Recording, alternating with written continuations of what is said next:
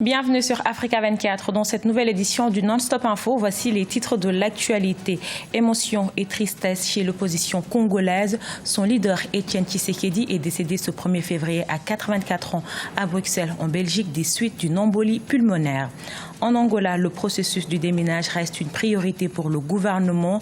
Après 27 ans de guerre civile, le pays compte se débarrasser de toutes ses mines à l'horizon 2025. Et puis le Cameroun qui déjoue les pronostics et s'impose 2-0 face au Ghana en demi-finale de la Coupe d'Afrique des Nations Gabon 2017. La réaction des supporters à suivre dans ce journal. Mais tout d'abord, au Cameroun, le président Paul Biya préside ce vendredi 3 février la cérémonie d'hommage des officiers victimes d'un crash. 4 militaires avaient perdu la vie le 22 janvier 2017 à l'extrême nord du pays dans le cadre d'une opération de lutte contre Boko Haram. Un honneur militaire leur est rendu à la brigade du quartier général à Yaoundé en présence du chef de l'État, chef des forces armées. Il était l'icône de l'opposition congolaise. Étienne Tshisekedi est décédé ce 1er février à 84 ans. C'est la consternation dans la capitale congolaise à l'annonce de cette disparition. Parti se soigner à Bruxelles en Belgique, le fondateur de l'UDPS ne reviendra pas prendre ses nouvelles responsabilités au Conseil national du suivi des accords à Kinshasa. Précision de notre correspondant Jacques Amboka. C'est une icône de la politique congolaise qui s'est éteinte ce mercredi 1er février 2017. Une nouvelle qui rend les climats moroses dans la capitale congolaise. Nous sommes à Limete devant la résidence d'Étienne Tshisekedi. La tristesse des responsables, des militants et sympathisants de son parti politique est visible. En quittant le pays le 24 janvier 2017, une promesse avait été faite à ses militants. Le président de l'UDPS est allé se remettre en forme et nous reviendra dans 3 semaines tout au plus. L'espoir du peuple congolais résidait sur les épaules d'Étienne Tshisekedi. Toute sa vie, il s'est battu. Il a renoncé aux privilèges pour que les Congolais retrouvent la dignité, que les Congolais vivent comme tous les peuples du monde, heureux sur cette terre bénie des ancêtres. Il a sacrifié sa vie, trop jeune, 48 ans, pour se lancer dans ce combat. Et au moment où nous sommes sur le point de finaliser ce combat avec l'alternance, Dieu vient de décider autrement sur le destin. Ayant occupé pendant plusieurs années des fonctions publiques importantes sous le deuxième régime du maréchal Mobutu, il s'y oppose vers la fin des années 70 avant de créer avec 13 parlementaires l'Union pour la démocratie et le progrès social. Étienne Tshisekedi devient ainsi le principal contrepoids aux 3 derniers régimes en RD Congo. Quelle que soit la profondeur de notre deuil, nous devons l'honorer en étant debout. D'abord en état uni.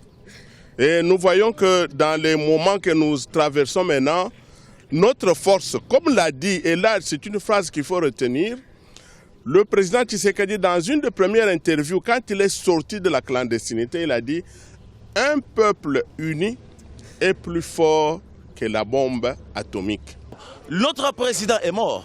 Mais la lutte va toujours continuer. Je le répète et je le répéterai toujours que la lutte va toujours continuer. Que deviendra l'accord de la Saint-Sylvestre sans celui qui a misé de tout son poids politique pour la tenue de ce deuxième dialogue, alors qu'un accord avait déjà été trouvé le 18 octobre 2016 entre une partie de l'opposition et la majorité présidentielle?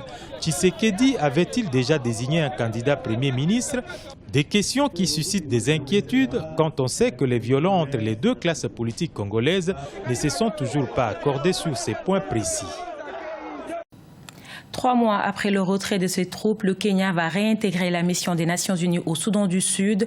L'annonce a été faite ce mercredi par le nouveau secrétaire général des Nations Unies, Antonio Guterres, qui aurait conclu un accord avec les autorités kenyanes. Le Kenya avait retiré ses troupes suite au limogeage du général Johnson Mugowa Ondieki, commandant kenyan de la mission, après un rapport l'accusant d'inefficacité face aux violences à Juba en juillet 2016. La coopération russo-camerounaise en marche. Les 2 pays envisagent de mettre en place une bourse du café.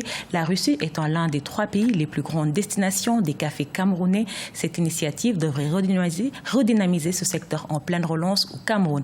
Précision d'Idlet Mirabel Bissou. Le Cameroun et la Russie veulent mettre en place la bourse du café.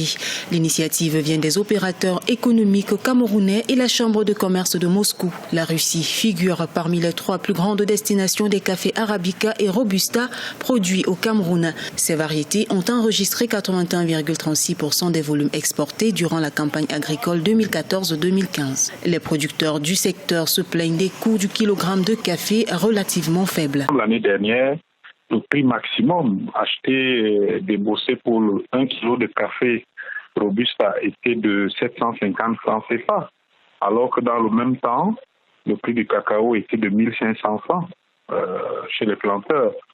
Donc les prix du café sont extrêmement bas. Et la deuxième raison que je pourrais donner pour justifier cette bourse, c'est qu'il faut professionnaliser le secteur. Au Cameroun, sur les 23 865 tonnes de café produits au cours de la campagne 2014-2015, les exportations ont cumulé 23 672 tonnes, soit une hausse de 8,24%.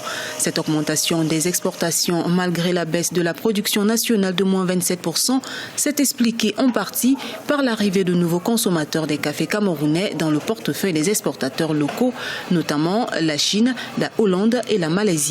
En ce qui concerne la conquête des marchés extérieurs, les autorités prévoient pour l'année 2017 de mettre la priorité sur l'espace sous-régional et régional avec une emphase sur l'obtention auprès de la CEMAC et de la CEAC des agréments au régime référentiel communautaire pour des entreprises camerounaises. Est-ce qu'on peut, par exemple, espérer qu'il y ait une reprise en main de la production caféière? Parce que la demande est là, la production elle est de bonne qualité. Sauf que elle est extrêmement basse parce qu'il n'y a pas d'incitation à la production caféière.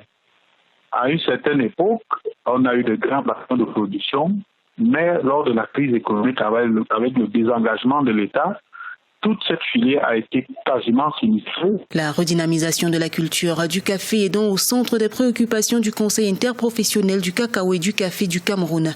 C'est pourquoi le programme d'urgence de relance ciblée de la caféiculture a été lancé en mars 2016 avec la mise à disposition de plus de 2000 plants aux producteurs.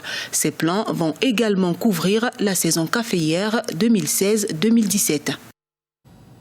Touché par 27 ans de guerre civile, l'Angola est le pays le plus minier d'Afrique avec plus de 80 000 victimes. Les travaux de déminage constituent donc une priorité pour le gouvernement. Toutefois, ces financements s'achèvent de plus en plus. Gladys Mwamba, Amira Benjabala, Jean-Pierre.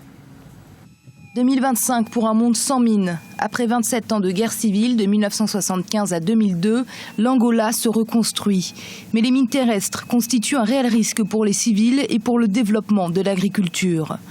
Après l'achèvement du projet quinquennal de 4,5 millions de dollars en 2011, la question du financement reste la principale préoccupation. I think this lack of funding will affect Je pense que ce manque de financement affectera l'idée de ce projet gouvernemental visant à étendre son économie parce qu'il y a encore des mines terrestres. Il est impossible de cultiver quand nous avons des mines dans le sol.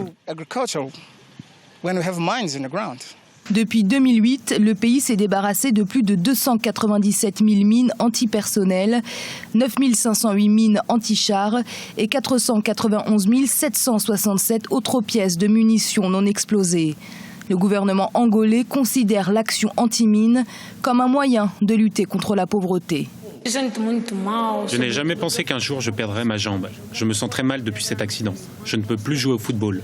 Maintenant, je compte beaucoup sur ma mère. Nous avons besoin du gouvernement pour nous aider. Je peux aussi aider les autres. Je peux devenir quelqu'un dans la société. Je peux travailler un jour et gagner ma vie.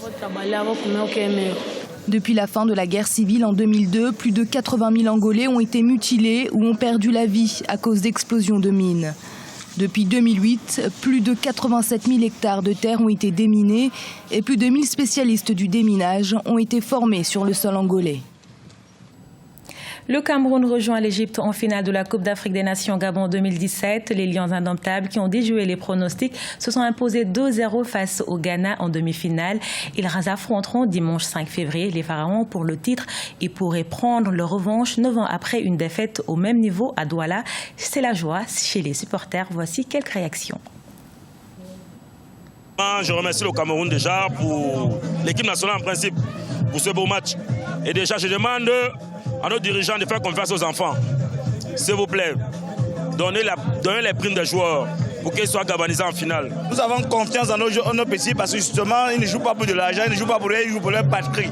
Et nous avons confiance en nos petits parce que nos couleurs, nous sommes assis au Cameroun, à Douala, on les regarde, nous sommes fiers d'eux, nous sommes fiers vraiment d'eux. Le Cameroun, c'est un pays super. Et quand j'ai vu ces joueurs commencer la première touche, j'ai compris que nous irons très très loin. Et je vous promets que non seulement on va gagner la finale, et puis je suis sûr qu'en 2019, on va remporter encore consécutivement cette CAN. Le Joe, je te l'avais dit au préalable, que les Lions, ça monte au fur et à mesure. On prend la puissance. Si son jeu, on prend la puissance, je te l'avais dit. Le Ghana, c'est qui? On a gagné le Ghana en 2008. C'est qui le Ghana? Chez eux, on a gagné le Ghana en 2008, au Ghana. Le coach, il est bon, qu'on le laisse faire. Ce garçon va nous amener au sommet de l'Afrique. Au sommet de l'Afrique. Et c'est ainsi que s'achève ce journal réalisé par l'ensemble de la rédaction. Nous vous remercions pour votre fidélité. Dans un instant, une nouvelle édition de l'actualité sur Africa 24.